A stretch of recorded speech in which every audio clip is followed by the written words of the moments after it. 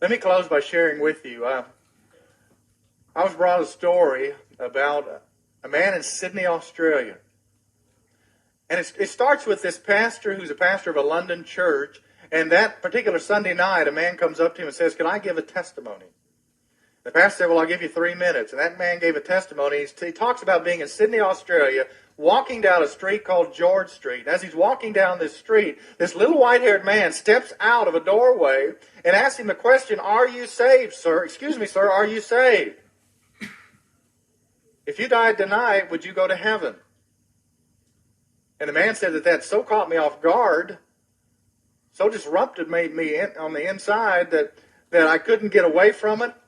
I flew back to London, found a pastor, talked to that pastor, and the pastor led me to faith in Christ. And I'm here tonight to share that. Well, this same pastor of that small church flew to Australia the next week. He had a 3-day preaching conference that he had in Australia. A woman came up after one of the services for counseling, and as she was sharing with us, she said, "Well, a couple of months ago, I was in Sydney, Australia. I was walking down a street called George Street, and this little man stepped out of a shop and asked me this question, 'Ma'am, are you saved? If you were to die tonight, would you go to heaven?'" And she said, that so concerned me that I went and found my pastor and asked him, and he led me to Christ.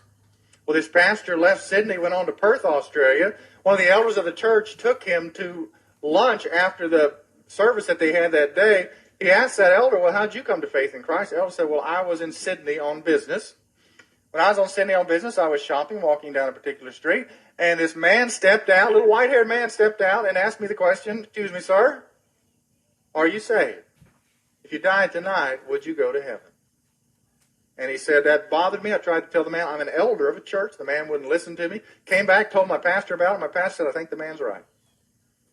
So the pastor led him to faith in Christ. This same pastor went to a convention that he shared in London, flew back to London, shared in a convention, shared these 3 testimonies. After he shared this, 4 pastors came up. Said, "Yeah, we were in Sydney. We got approached by that little white-haired man on George Street, asked us the same question, and we eventually came to faith in Christ." This pastor went on and preached in a convention in the Caribbean. After he told this story again, 3 missionaries came up and said, "Yes, we were in Sydney, Australia. This little white-haired man on George Street came out and asked us that same question. That's why we're here today." He went on, he was headed back to London. He stopped to preach in Atlanta at a naval chaplain's convention. The chaplain general took him out to eat afterwards. He asked his testimony. He said, "Well, I was a drunk. I was on a battleship near Australia. We stopped in Sydney. I was drunk and walking the streets of Sydney, and a little old white-haired man stepped out of a doorway and asked me the question that I don't have to repeat, I don't think. He came to faith in Christ." 6 months later, this pastor was in Sydney, Australia. He went and he tried to find out from the local churches if they knew anything about this little white-haired man on George Street. And they said, "Yeah, we do know who he is. His name is Mr. Janor. He's old and frail now, so he's not able to do that anymore." And this pastor went to a little apartment, and out, when he knocked on the door, this little, tiny, frail, white-haired man opened the door, sat down. The pastor began to share with this man all that had happened. And this man began to just cry.